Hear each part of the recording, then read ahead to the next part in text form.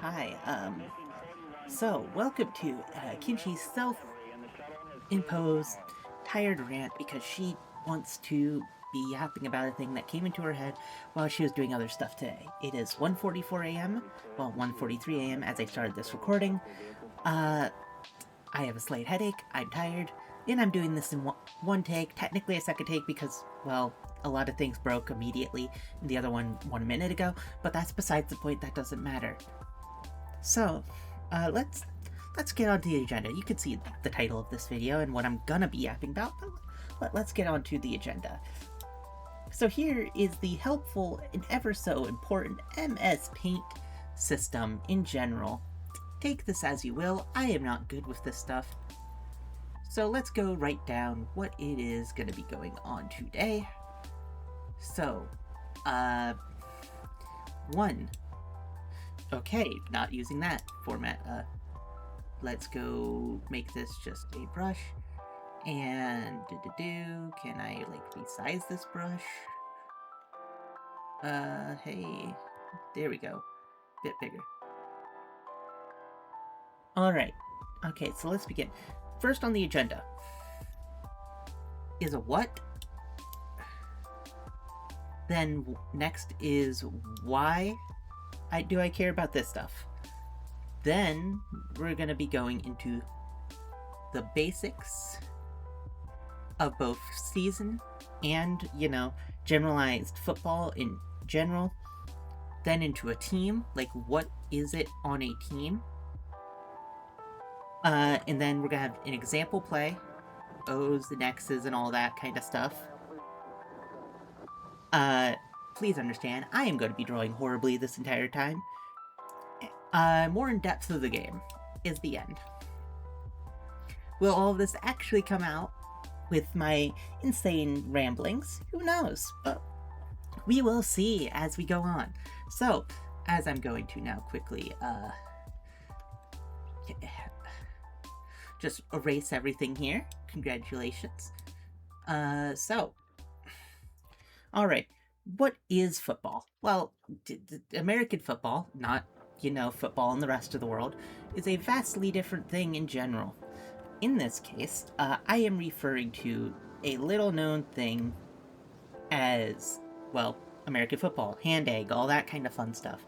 You got your funny ball, which I can barely draw to save my life, but you got that, you gotta get it into this thing called an end zone, and bada bing, bada boom, you win. Yay. In the meantime, you're also getting hit by people who are giant and are trying to break you down by the ankles, while also not getting hurt. Because you really don't want to get hurt because you're playing for money. That kind of stuff, it's a simple, easy thing. But it's an American sport. It runs a lot of the year. Honestly, a lot of things revolve around it, at least in terms of other people who aren't online doing this kind of stuff. But you got it running pretty much something always year round, starting around now actually. Last week, if you want to be particular with this, last week in August, I think it was the Thursday, so August 6th or whatever, but that's besides the point. Starts from then, it runs all the way over to February, and you might be like, oh, why February? Well, that's the Super Bowl. Pretty simple, it's the Super Bowl, and the kind of entire US decides to have the world stop on that day for the Super Bowl. So that's the basics of what is American football. It is pretty much a very American sport.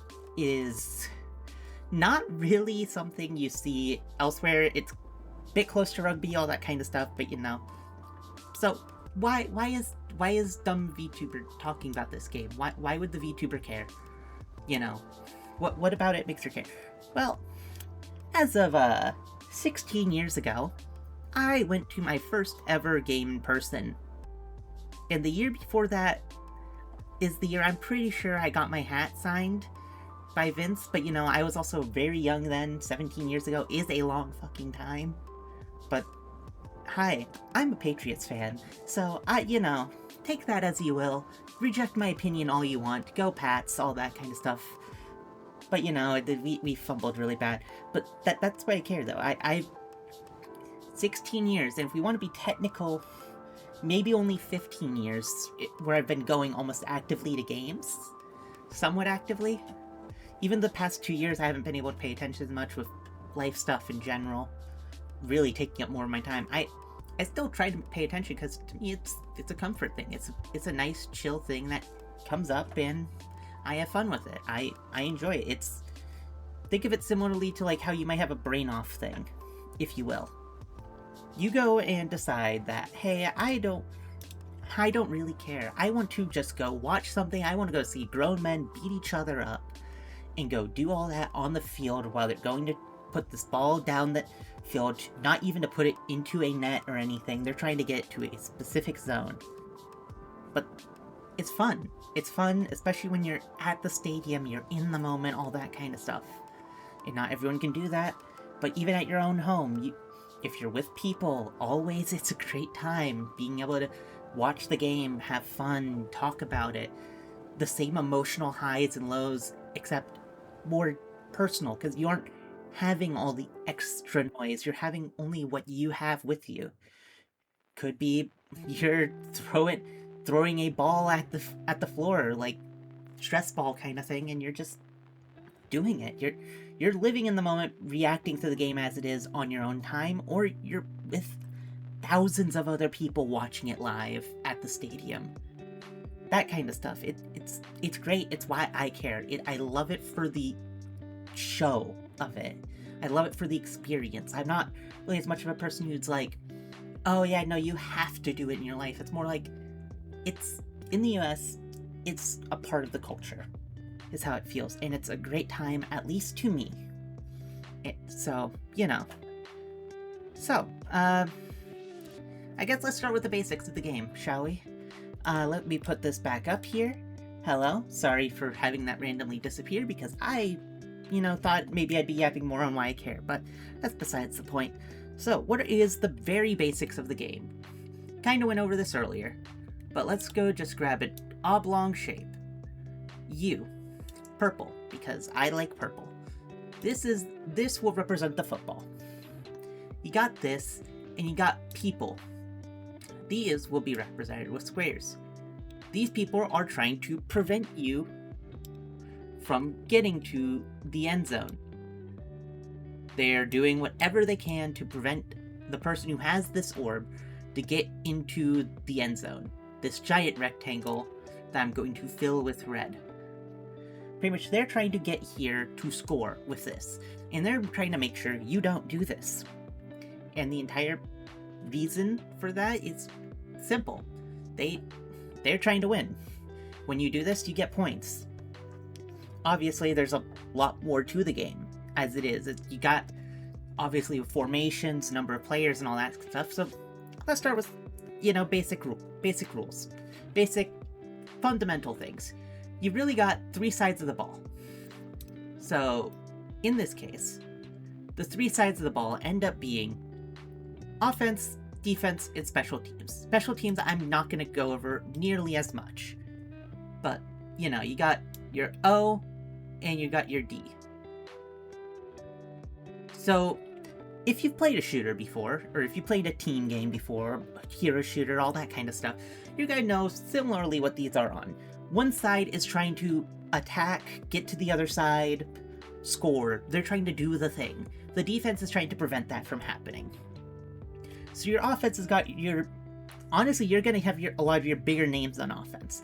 Some people might know people like Manning, Brady, just 2 really big ones. There's definitely others. I'm blanking on Rodgers. That's another one who's there. You got just like those kind of names. You got like the quarterbacks, the people are going to know.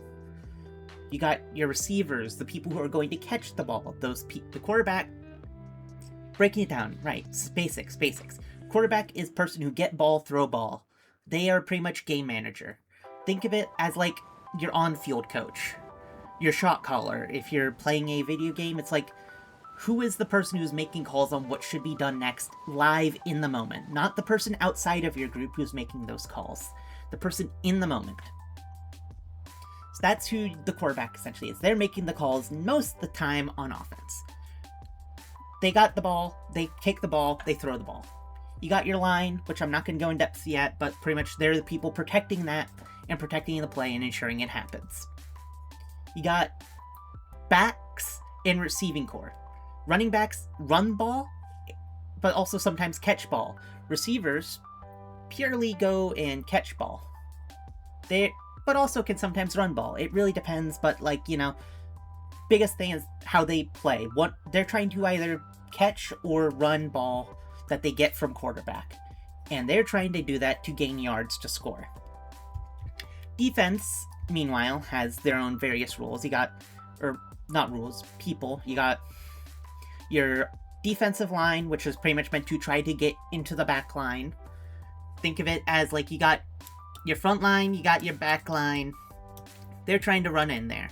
They're trying to get in and hit important person A here. They're just trying to do that.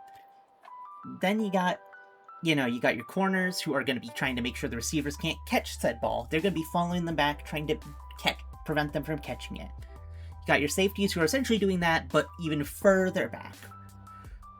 And then you got your linebackers who end up being their own kind of shot callers, depending on the linebacker, but that's specifics, who are just kind of they're shot caller, but not quite shot caller. But they're going to be either running up to fill the gap or falling back, depending on the play. That's what they end up doing. They vary. You have also other mini rules, roles, like edge rushers and all of that kind of stuff, who run up and go try to interfere with the back line as well. You also, same thing on offense. You got people like fullbacks, yada yada yada, tight ends, those stuff will be more later. But, that's the very simplified version of, what is the basics of the game. In the very basic format, it is offense versus defense. One side is trying to get to the other.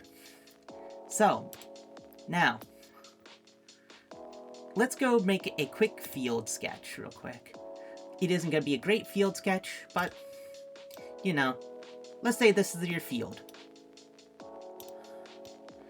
You then get 2 zones at end of each, like here-ish, on each end of it. The field is 120 yards total, 10 yards for each end zone, here on both ends, and then 100 yards across otherwise. And that's the very basics of the field. On each end, you get things called goalposts. Goalposts I'll just represent with their own yellow rectangles, even though they're more arches, but very, very simple analogies here. These things are for more stuff that I'll go over later, but you get the ball. The offense has the ball. Offense will be red. Offense will be red diamond, in fact, in this case.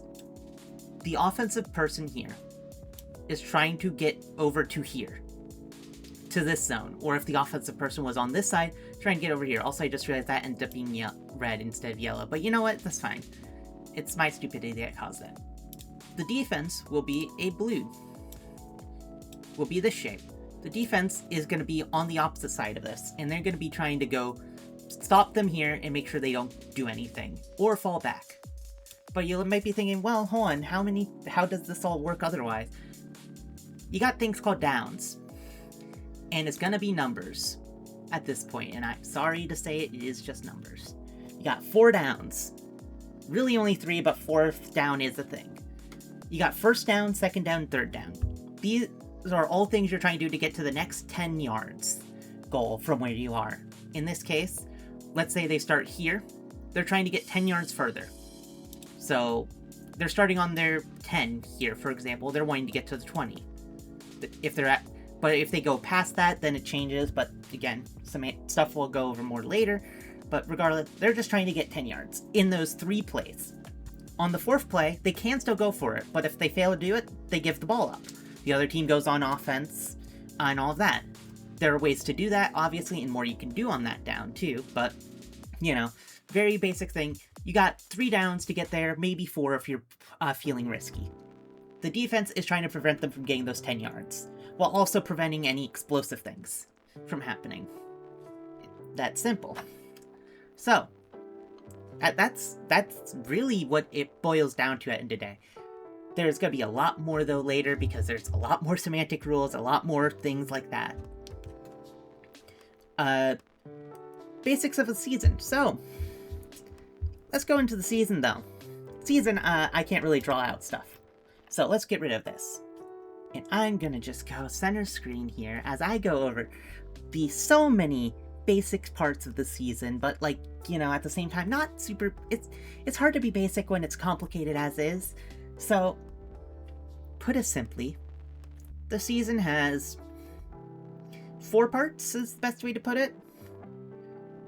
You got, well, actually 3 parts. That's probably the easiest way to put it. 3 parts for it, 4 parts if you want to include draft as its own thing. I'll get to draft in a bit, but, you know, you got your preseason stuff. This can be your training camp. This can be your actual preseason games. These are essentially warm-ups, practices, like all that kind of stuff to get people in game shape. This is making sure your team's oiled together, see what players are on your team, what players are not. These preseason games aren't much meaningful. Really, like, they don't matter for your records or anything else going down the line. But, like, this preseason segment here is just like, hey, yeah, we're going to see who we have, what we got, what we need to work on. We're going to be making sure everyone's up to snuff and seeing everything going forward and what will work. Then we got the regular season. Regular season is when the games actually matter. 17 games long instead of the only 3 preseason games and multiple weeks of preseason, usually starting in July, but other preseason stuff like practice and all that. But, you know, you got 17 weeks, plus 1 week off, of just games. You're trying to go and just play a ton of games. You're playing each week you have 1 game on a day of the week.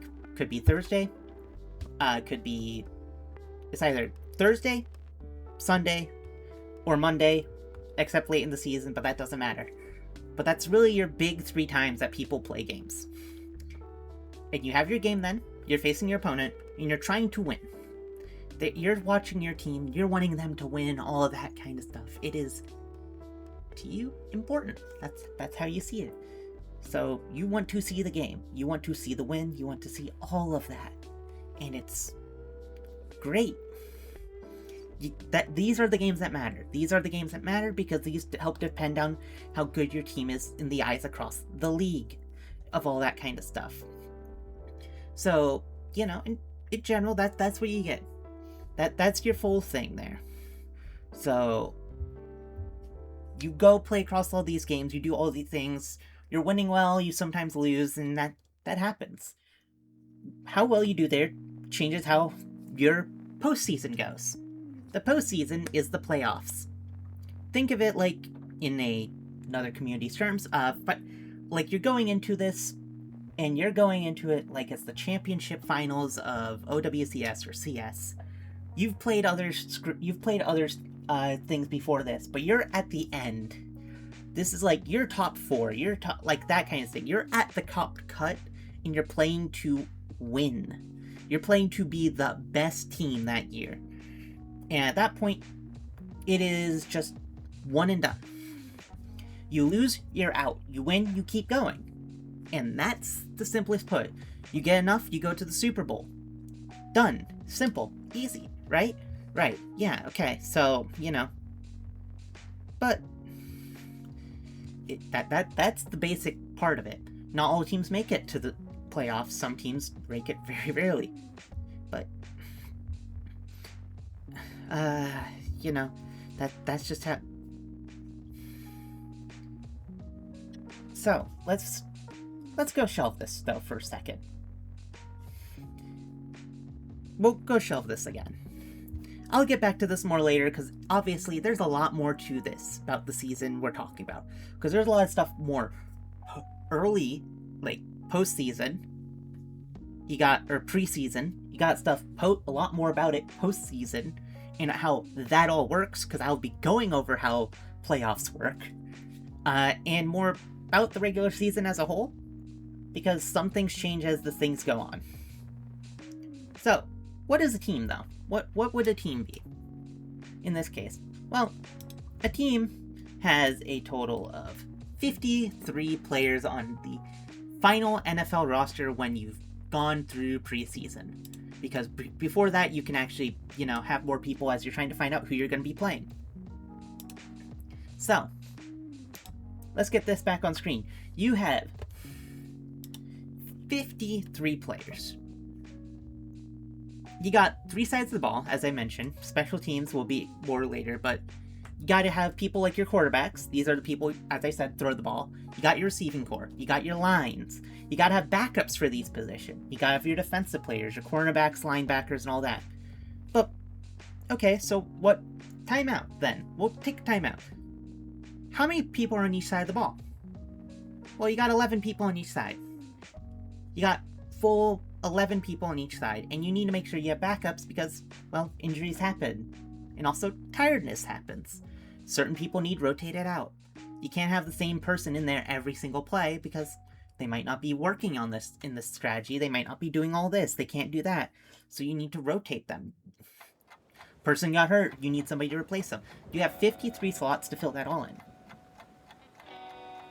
But you also need to fill in roles like your punter, the person who's going to be kicking the ball to the other team later down the line when you, at some point, don't make all 4 downs. They're going to be the person who's punting it away, sending the ball to the other team farther away so you aren't giving it to them close to where you are. Or you get your kicker. The kicker is the person who, kicks the ball through the uprights. Those yellow nets that I mentioned earlier? Yeah, they're kicking the ball through that. That's what their goal is. But they're also the person kicking off to the other team at the start of the game, or at the halfway point of the game. Simple. Then you got other, specific roles. You got long snapper and holder. Holder is the person who has to hold the ball for the kicker, and long snapper is the person who has to snap to either the punter or the kicker because they need more space so they don't hit a ball into the back of a teammate's head. Okay? Again, not anything complicated other than what maybe is a snap. I probably should have gone over that. TLDR play starts when the ball moves from the area and goes off that line where they start the play. You need minimum 10 yards, but you also have to make sure you start wherever your last play ended and go from there. That's what the snapper does. You give the ball to the thing and start the play. There we go. So, let's go create some X's and O's for football in a very simple way. I'm just going to be drawing maybe bigger splotches here, but 1, 2, 3, 4, 5, with probably one more person here. You got your quarterback back here. We are now at 1, 2, 3, 4, 5, 6, 7. 7 of these. We're going to say there's a running back here. There's going to be at least another person here for a tight end. So we're now at 7, 9, and we're going to say 2 more out. Of these people, you need 7 people on the line. The line of scrimmage being an imaginary, but also somewhat not imaginary, line that divides the offense and the defense where the ball starts. The ball will be starting, in this case, let's say with this person. The center will be that guy. And again, sorry for how crude all of these are, because again, I can only do so much. I don't have good drawing software. I am not an artist. You get all of this. The play, and then on the other side, I'm going to actually use rectangles just for my sanity's sake. You got people. Yeah. Oh wait, no, ooh, not brown, because, yeah, ball brown. You got people on the defensive line. We're going to say it's a 4-person line. Then you get 2 corners over here. Get your backfield, you get your linebackers here. We're at 8. You got at least 1 safety. You got an edge rusher here, that kind of stuff. You got other positions. So what going on here? Well, in this case, let's say the ball was snapped. The ball was snapped from the center. The ball goes to this guy. He then the person picks from that point. Are they gonna be going and rolling out on their own? And it didn't work. Okay, oh well. I will deal with that in a second. But are they gonna be rolling out with the ball? Like going out to here? Trying to either run it themselves, because they can do that. They're allowed to do that. Are they gonna be trying to throw it, which they can do? While these are also running forward. These people are following in, like following whoever these two are. This person could be trying to go in here. This person could have to pick up that block, yada yada yada. These 4 people are going to be doing whatever they need to. One of these is most likely going to be running downfield as well. Some play draw. It's not the cleanest play. In a more actual scenario, it's going to be like a receiver will run a route like this, and then they will have like a cut-in route kind of thing like that. They're going to be doing a thing, they're running out there, they're going to be going looking for the ball. And the running back would pick up the block. Or, you know, let's say we undo all of this. Undo all of these lines outside of the snap. Or, you know, just the guy gives it to this person and the person tries to run through the hole as everything collapses. These people are going to try to pick up blocks to prevent this.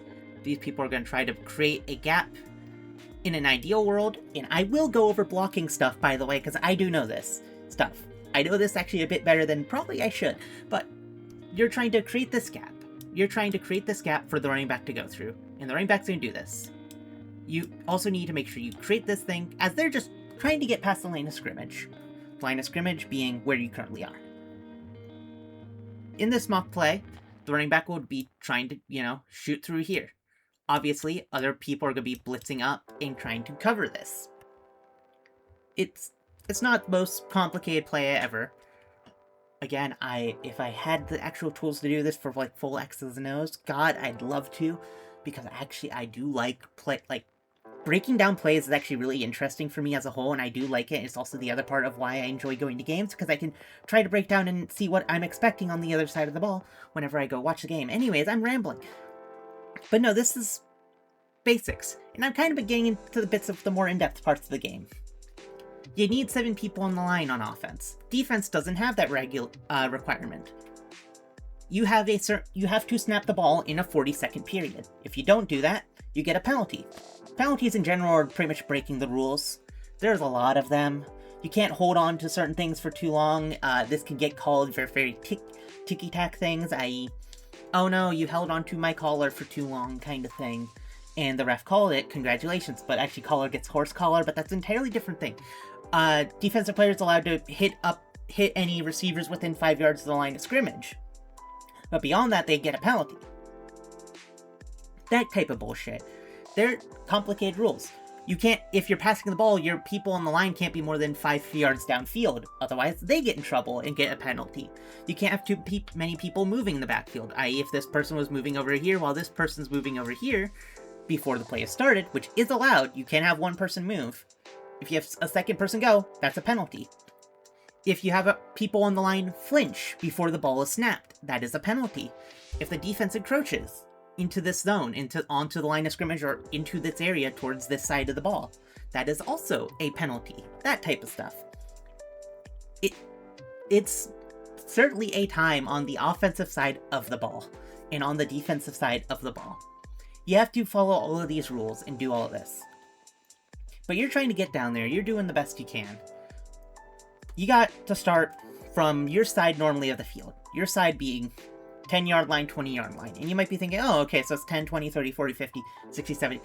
So it goes 0, aka goal line, to 10, 20, 30, 40, 50-yard line, and that's your side of the field. Whatever side you're on, like whatever side you're marching away from is your side of the field. And the other side is your opponent's side. And then it goes 40, 30, 20, 10, goal. That is the basics of this. So if you want me to, wanting to draw this out, we're going to have the funny green rectangle again. Oh, funny green rectangle again. We're going to then grab the 2 red rectangles real quick. And then we're going to go divide this thing into 2. Pretty simple. I did it again where I changed the color. Oh well, it's fine. Roughly you divide into. Not great, but this is the halfway point on the field. Sometimes you'll see a symbol here, usually representing the team, and all that kind of stuff. But you're marching like this. You're going this way if you're on the left side of the field.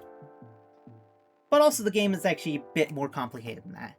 You aren't always going to this side to the other. Why? Because wind matters. Why does the wind matter? Well, if you're trying to throw the ball, you're still throwing a ball in the air. You're still gonna have to worry about the wind moving that ball. And you know what? Let's go get this image off the screen, because this isn't gonna help much for now. So, hi, it's back to me. It's back to me here. Let's do this shit. In this case, you're having every bit of the game. There's 4 quarters of this game. This is something I probably should have talked about in the basics, but oh well, it's fine. We don't need to worry about that. And I should have talked about a lot of this earlier, but oh well, it's fine. This is a sporadic video I'm making way too late. But anyways, the game's divided into 4 15-minute quarters, as they're called. Into 2 halves, as it were, which are both 2 quarters each, with a halftime period. The halftime period is roughly 13 minutes-ish, usually longer for, like, more special games. Looking at you, halftime show, Super Bowl, which tends to run a little bit longer than 13 minutes sometimes. But you know, that is what it is it not that case? Obviously, pre-game, you decide, okay, you go up there before the game starts. Flip a coin, call heads or tails. Usually it's the away team calling. To my knowledge, it might be the home team. Sometimes. This is the thing I get mixed up here on who normally calls the heads or tails, either way. One side calls heads or tails. If they win, they pick what they're doing. They can either receive the ball to start the game, or they could kick the ball to start the game. Whatever one it is, they do the opposite. Sometimes, if they can choose a thing called defer. This would technically allow them to kick twice if they wanted to, where you defer your choice to the second half if you win. It's like, yeah, so we're kicking, obviously, like, first thing immediately, it's like you're kicking. And then second half starts like, well, we want to go have the wind in the second half. Done. If you're kicking, though, your opponent does pick what side of the field they're starting on.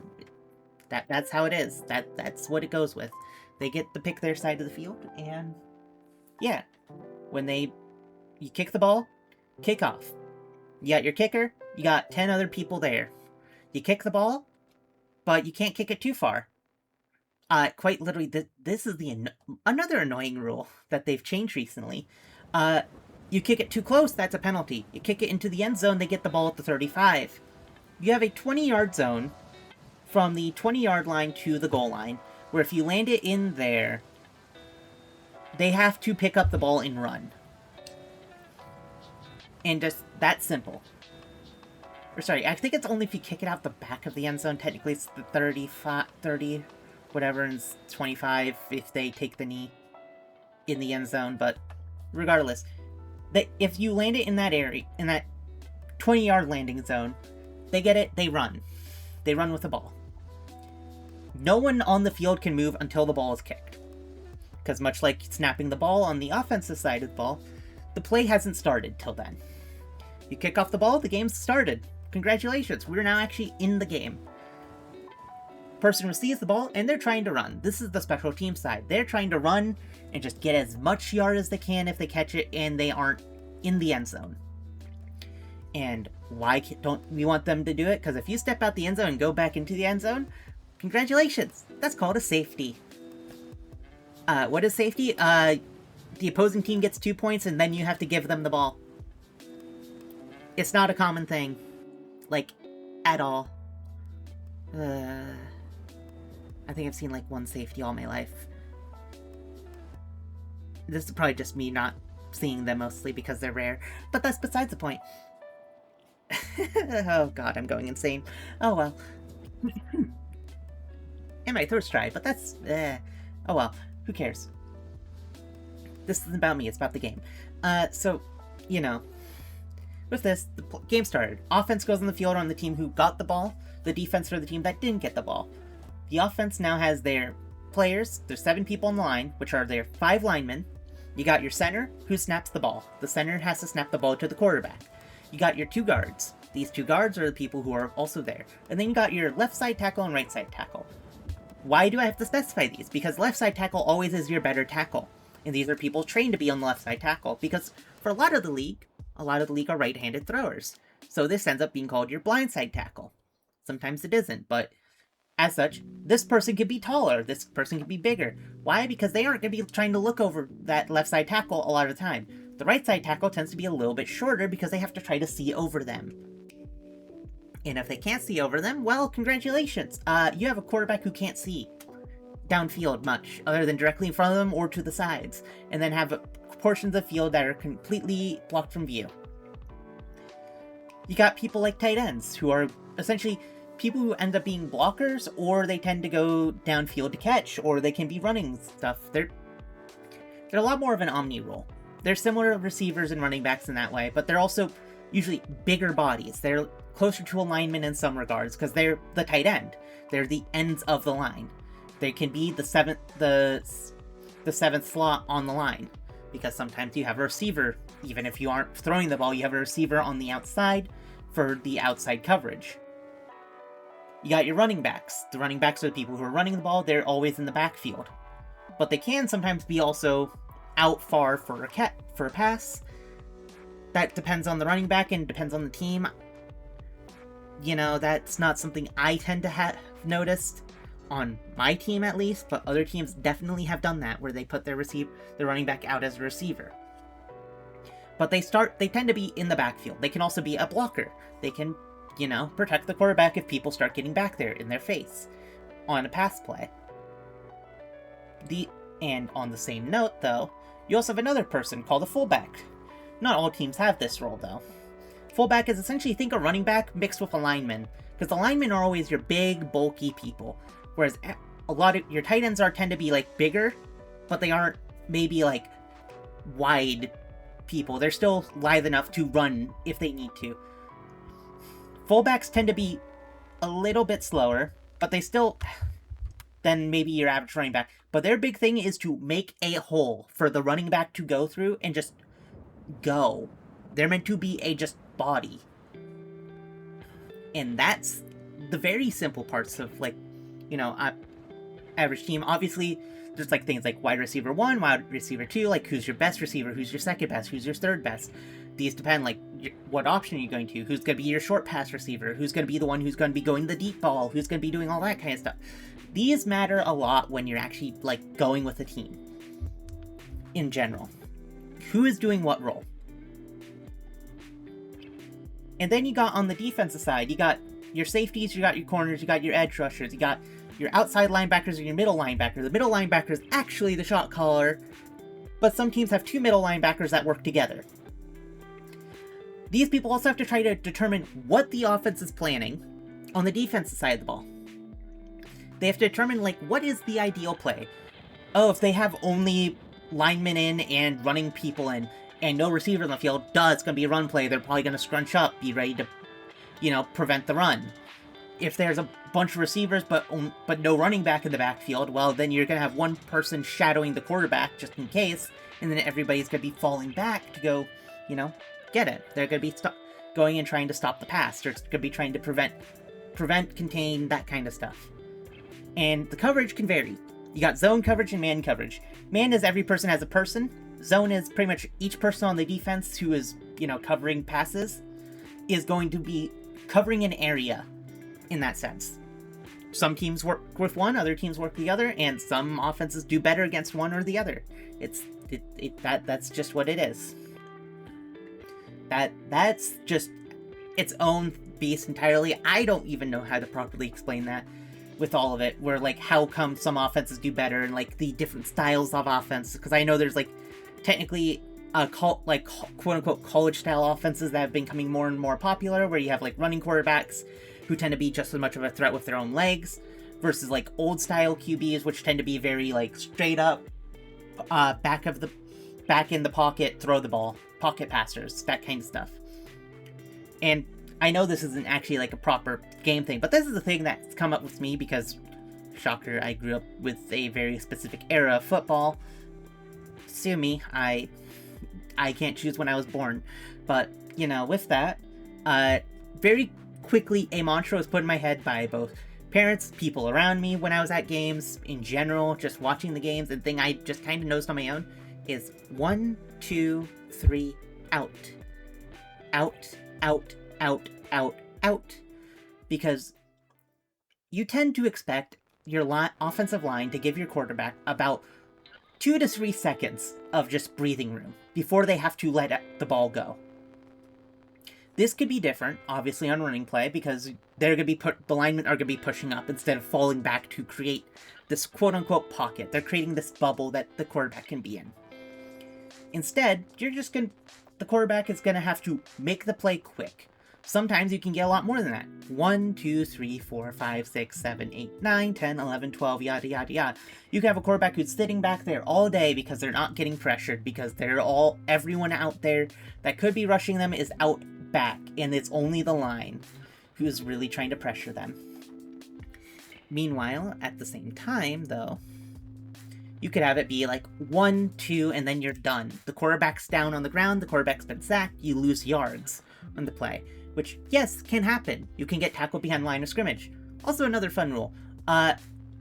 If you throw the ball over the line of scrimmage, like if you start over the line of scrimmage and throw the ball, that is a penalty unless you're throwing backwards. But also, if you throw backwards, that's a fumble. A fumble is when the person who has complete control of the ball loses the ball for any reason. Think like you're running down the field and then all of a sudden the ball just butterfingers out of your arms and onto the turf or grass or whatever the field is. Congratulations. That's a fumble. You either have to jump on that before the defense does, or congratulations, the other team now has the ball. And on the same note of turnovers, other than turnover on downs, aka you go for it on 4th down, you fail, congratulations, the other team has the ball, in a bad way, or, you know, you're the quarterback, you throw the ball to your receiver, and one of the defensive player caught it instead. Congratulations, that is an interception, or a pick. This ends up being just, you know, how you lose the ball. In order to lose the ball in a not bad way, on 4th down, you can either kick a field goal, aka kick it through the net, but, you know, kickers only can kick so far, even if kickers have been starting to kick farther and farther over time. It isn't like, you know, 20-yarders, 30-yarders are as hard as they used to be. And now it's more 40, 50 yards that tend to be like 40s tend to be more of a gimme, 50s tend to be like, okay, that could be a little bit of a gamble, 60 is like, oh, who's gonna have the leg for that? Is this Justin Tucker or is this not Justin Tucker? Who can kick this? I don't know if we can kick this. Like that type of stuff. Like you have these roles where like you do that, or you got your punter. You know, you snap the ball to the punter and they just kick it away. Their entire goal is to just kick it across the field. You're on your own 30-yard line. You're trying to send it to the opponent 20. You're just sending it as far as you can in the air, not usually straight up. You don't want it straight up. You can't want it to go straight out of bounds, because if you go straight out of bounds, that's a penalty. You want to hit in bounds and be something that you can prevent them and trap them early in their own zone. Because, you know, the less room you give them to work with means that you can put more pressure on them because they have to get away from their end zone. Because again, the threat of a safety is still there, even if technically it doesn't happen often. Congratulations. So you go on your first 3 downs, you don't get your first down, you kick the punt. Okay? Special team, they go try to return the punt. They get a few yards. Okay, now the team swapped. Your defense is on the field. You're trying to rush in, all that kind of stuff. Oh no, a penalty is called on the defense. Congratulations. New set of downs. Yes, that is also a factor. A lot of penalties on the defense reset the downs. And if a penalty is called in general, on the offense, the down is replayed unless declined. So i.e., oh hey, look, this person on the offensive line held that person, which is why this play happened. Yeah, sorry, instead you're going 5 yards backwards. On top of this, you're replaying that down. So, you know, it isn't a complete loss, but there are penalties that cause loss of down, i.e. if the quarterback purposely throws it without a receiver nearby, aka, which I don't remember the exact specific term for it, but like pretty much you throw an air ball and you got nobody even nearby it that you could argue is like, hey, yeah, this person could have caught it. Congratulations, you lose the down, you get minus yards, and good luck. And if this happens as 4th down, it's just an immediate turnover on downs because the opponent will now get the ball. Also, if you miss a field goal, the opponent gets the ball too, in the same way it's a turnover on downs. Congratulations. But let's say you march down the field. You start getting there, you get into the end zone. Yay, congratulations, you get 6 points. If you get a field goal, you only get 3. But wait, football's in multiples of 7 commonly for scores. How's that? Well, after you score a touchdown, you get 2 options. You either go for an extra point, which is just your kicker kicking a short field goal, essentially, for 1 point extra. Or you put your offense back out there on the goal line, try to get 2. This latter option is a lot less used because, you know, you have to get in the end zone again. Obviously, if your team's been steamrolling all game, you could in theory do this. But it's usually just safer and easier to just kick the extra point. Just do it, get the free points. Just don't waste the time. That's that.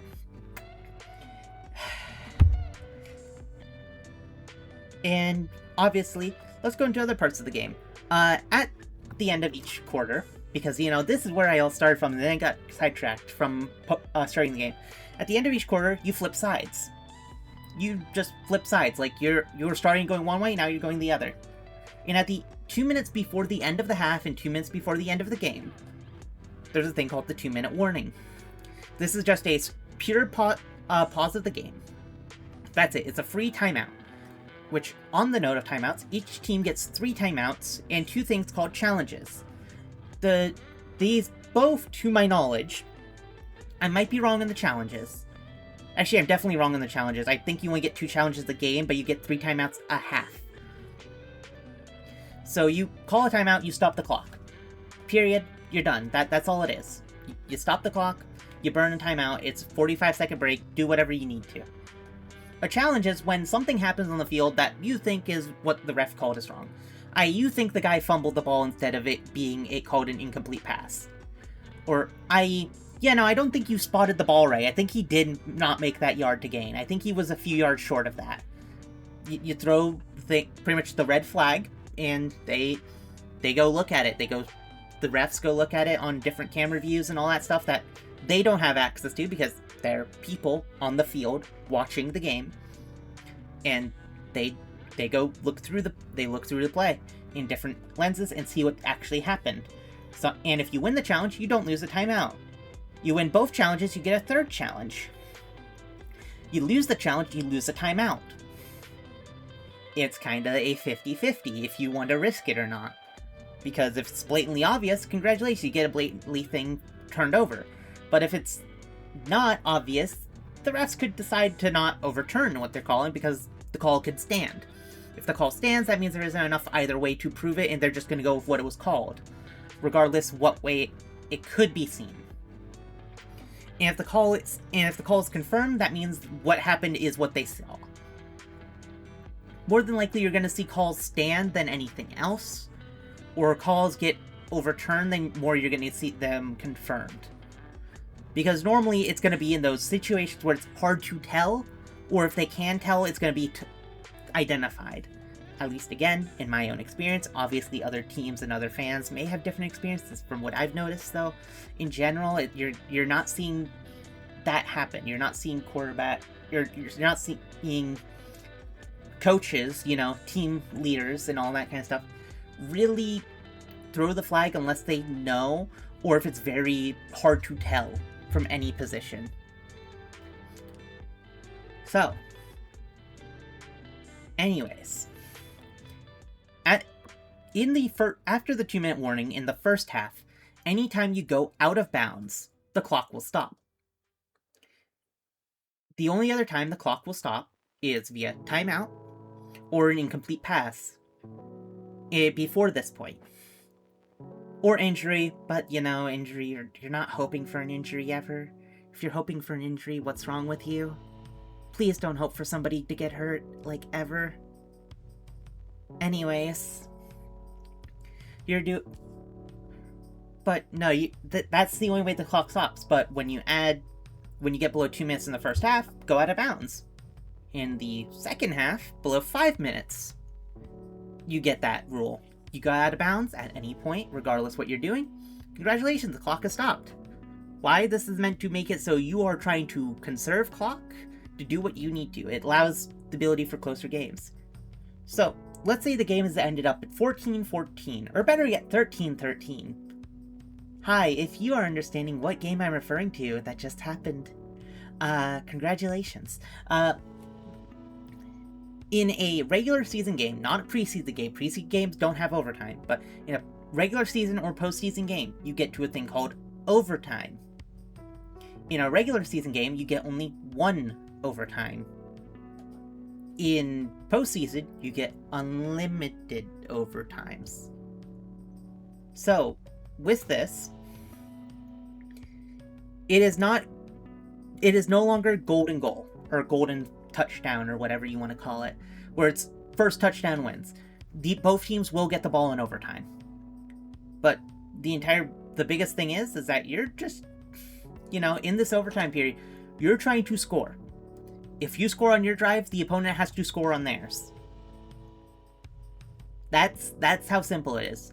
And then I think it becomes golden goal. This is something I don't know if the new rule set, because again, the overtime rules changed, I think 2 years ago? Might be 3 years ago. There's some rules I'm just not quite sure of. Sadly, I can't yap on this bit a bit. But TLDR, you're trying to match the score. If you score a field goal and they score a touchdown, congratulations, they win the game. If you score a touchdown, they score a touchdown, congratulations, you keep going until this time runs out. Because there is another clock here. And every play burns more clock. You still have 40 seconds between each play at most in order to do it, unless you go into a TV timeout or timeouts called yada yada yada yada yada. Or a touchdown just score. There are other factors that prevent you from technically being 40 seconds and all that bullshit, but still. You do that, you get there. So, that's kind of the game. That's like more in depth.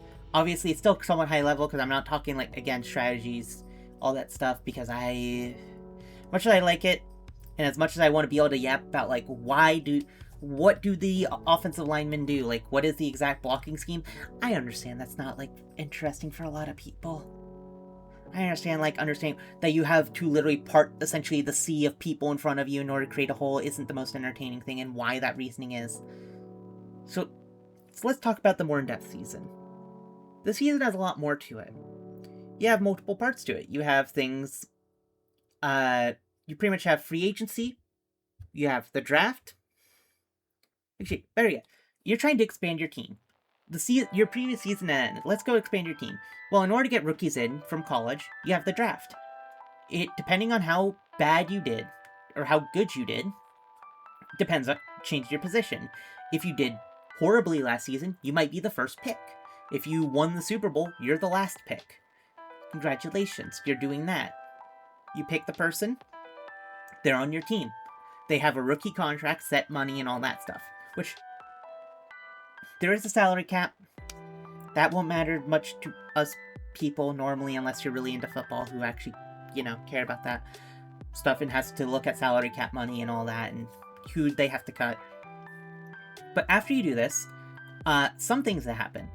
You can trade players for picks.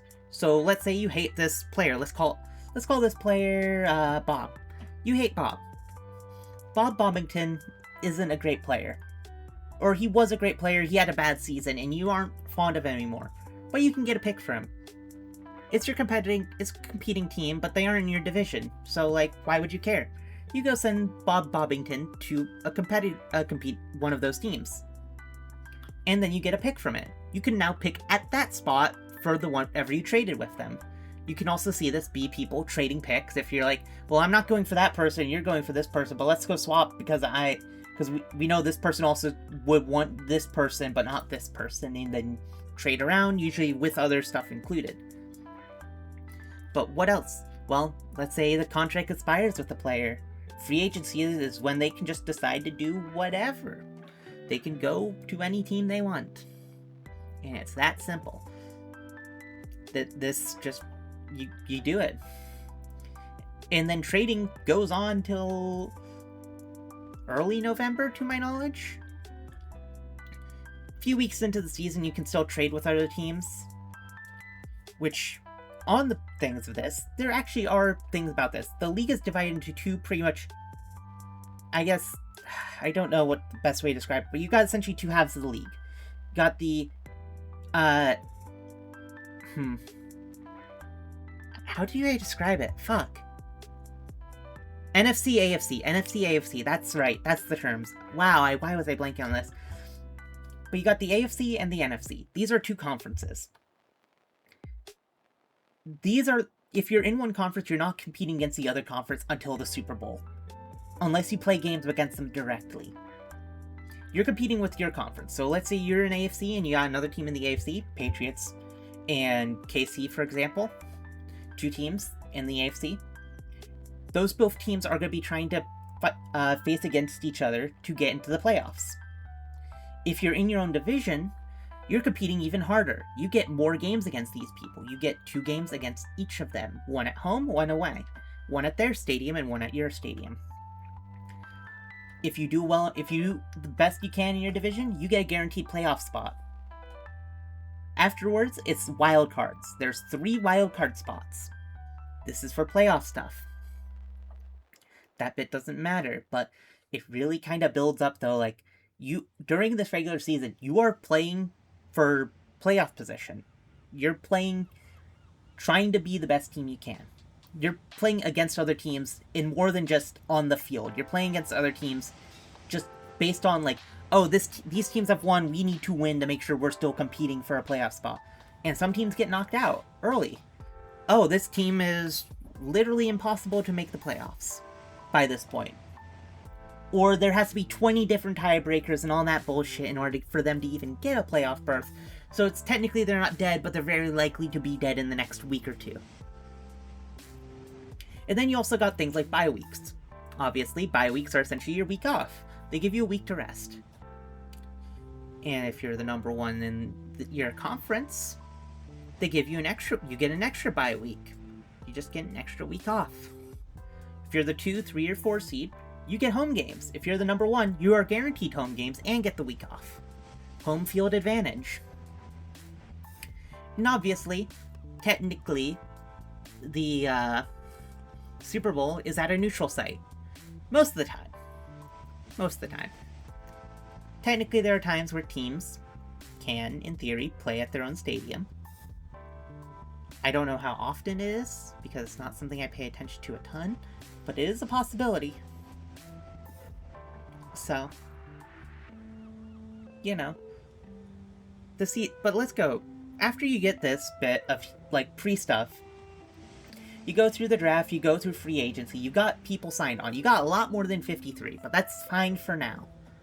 You gotta go narrow that roster down. That's what these practices are for. That's what, the preseason's for. You're going to see these people play, you're going to see how they act and how they fit.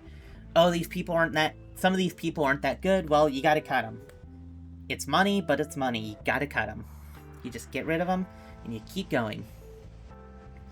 After that, after the preseason start, congratulations. You have to narrow to 53 by the end of the preseason and before week 1. Before that Thursday, I think it's technically the Monday or not the Monday, I think it's by like the Tuesday or something, you have to have narrowed down to 53. The cutoff day or whatever it is. And there you go. That is your roster for the year. If people get hurt, you can sign on new people. If they're hurt for the season, if they're put on injured reserve for year long or physically unable to perform and all those kind of things, you can get more people. But that's their own bag of worms, because that is a lot, again, of the exact intricacies of how a team works. Because you have to worry about IR lists, you have to worry about when you put the person on IR, which IR is injured reserve. PUP is for physically unable to perform. You have to worry about when you put them on, how many weeks are they going to be out? Will they be coming back after those weeks, or are they going to be gone long term? Which one makes more sense to be put onto? Because if you put one of them onto it, there is a minimum number of weeks they have to be gone. Period. You can't be like, oh, they're on IR this week and then they are back the next week. No, they're gone for 4 weeks minimum after the season started. Which, you know, it's its own thing. So we go into the playoffs. Though you're going into the playoffs. Your team's done really well this year after last year. You're in playoffs. You're the third seed. You're facing off against the 7th place wild card on your side. You win. You go on to the facing another team, whatever one that would end up being. Technically, you're the third seed, so you're either facing the 2nd seed or you're facing the... Well, no, you're 3rd seed, so you are facing the 2nd seed if the 2nd seed won. Otherwise, then it changes. Because the 1 seed fights the worst person, the 2nd seed fights the next, and then 3rd fights the next, yada yada yada. So, that's just how the cookie crumbles. You do that. You go play your games, you get to the Super Bowl. Oh, there's this entire other conference that's been doing the exact same thing. They've been doing the exact same bullshit you have been doing. And they've narrowed down to their competitor. And now both of you are facing off for the Super Bowl. Biggest lights of the stadium and all that. After a week break, you get the All-Star break. Anybody who's in the Super Bowl is not in there because, you know, they don't want people getting hurt. It's an all-star game and all that kind of stuff. Like, you know, who are the best players of the league that year? And they're just competing, both sides of this. I think it was, I don't know if it still is, to determine who technically is the home team for the Super Bowl. But, like, for the Super Bowl, that doesn't really matter. I will be so honest. It doesn't really matter in that regard. But, you know, this is all, though, if you're going to be looking at this game for the first time or any time, really, this year, this is not stuff you need to worry about yet. For now, you have your team. Who's your local team? Or what's the team that catches your fancy? For me, when I was really young, before I, you know, became the fan I am now, it was more caught up with football. You know, I was a bit of Transformers nerd. I was a bit of, like, Jet nerd and all that kind of stuff. And I'm like, ooh, Jet's cool. I go root for Jets. And then got... You know, when you're in a Patriots household and you say, I like Jets. No.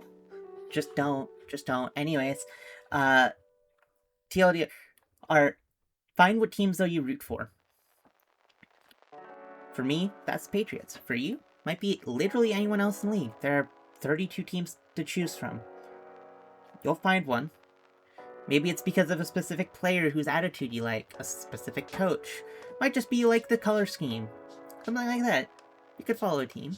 Nothing wrong with that. And if you're not that interested, also nothing wrong with that. But, yeah, I know, I've been yapping for over an hour at this point. I am so sorry. Anyways, I'm gonna go try to get some sleep. I don't know when this video, not even VOD video, of me randomly yapping will be up. But, you know, it is what it is. But I shall see you all later. Have a good night, everybody. Take care.